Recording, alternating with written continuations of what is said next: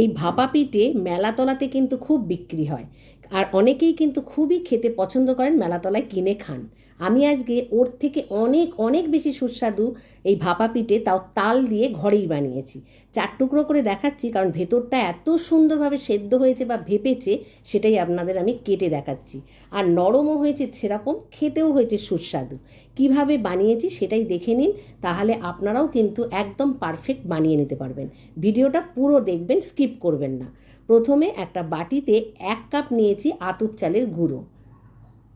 এই কাপের মাপ মেপেই আমি জিনিসটা নেব। অল্প একটু নুন দিলাম, আর এখানে দিচ্ছি তাজা নারকোল কোড়া, যেটা নারকোল হয় সেই নারকোল কুড়েছি, কুড়ে এটা আন্দাজ মতো দিচ্ছি, এর কোনো মাপ আমি বলছি না। আর যে কাপে করে নিলাম আতপ চালটা, সেই কাপেরই 1 কাপ দিলাম তালের কাঠ।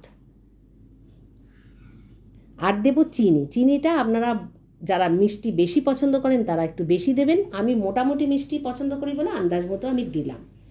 ওই কাপটাই জল দিয়ে গুলিয়ে এর মধ্যে দিয়ে দিলাম জলটাও আন্দাজ মতো দিতে হবে। আপনাকে আমি ব্যাটারটা দেখাচ্ছি, ঠিক এইরকম ঘনত্বের ব্যাটার একটা বানিয়ে নেবেন, তাহলে জলটা কিন্তু আন্দাজ মতো দেবেন। এখানে কোনো মাপ আমি বলছি না, যেরকম ঘনত্ব দেখাচ্ছি, যেরকম আমরা কেক বানাতে গেলে যেরকম ব্যাটার করি, ঠিক সেইরকম ঘনত্বের ব্যাটারটা ভালো করে ঘুরিয়ে ঘুরিয়ে একটু ফেটিয়ে ফেটিয়ে ফেটিয়ে ফেটিয়ে 3-4 মিনিট ধরে এটা করে নিতে হবে।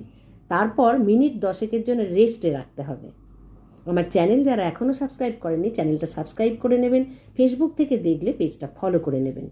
আমার দেওয়া ভিডিওগুলো যদি আপনাদের ভালো লেগে থাকে, লাইক শেয়ার কমেন্ট অবশ্যই করে দেবেন। ঢেকে রাখছি 10 মিনিট। 10 মিনিট বাদে দেখুন ফিরে এলাম। 4টে বাটির মধ্যে আমি যতটা ব্যাটার বানিয়েছি, 4টে বাটির মধ্যে আমি এখানে ঘি মাখিয়ে নিয়েছি। আধ বাটি করে দিচ্ছি, কারণ এটা কিন্তু যখন ভাপাবো বেশ খানিকটা ফুলে উঠবে, তাই জন্য আমি এখানে হাফ বাটি করে দিলাম। ওপর দিয়ে একটু নারকেল কোড়া দিলাম, আর দেবো কিশমিশ। নারকেল কোড়াটা অবশ্যই দেবেন, কিশমিশটা অপশনাল, আমি দেখতে ভালো লাগবে বলে এখানে কিশমিশটা দিয়েছি। এই তালের সিজনে অবশ্যই এরকম একটা ভাপা পিঠে আপনি বানিয়ে নিতে পারেন। শীতের সময় আর তাল পাবেন না, তখন কিন্তু এটা আর বানাতে পারবেন না। তারপর আমি বাটিগুলো ডাইরেক্ট দিয়ে দিলাম গরম জলে। এবার গ্যাসটাকে সিম করে 15 মিনিট ভাপিয়ে নেবো। 4টে হলো না, 3টে হলো।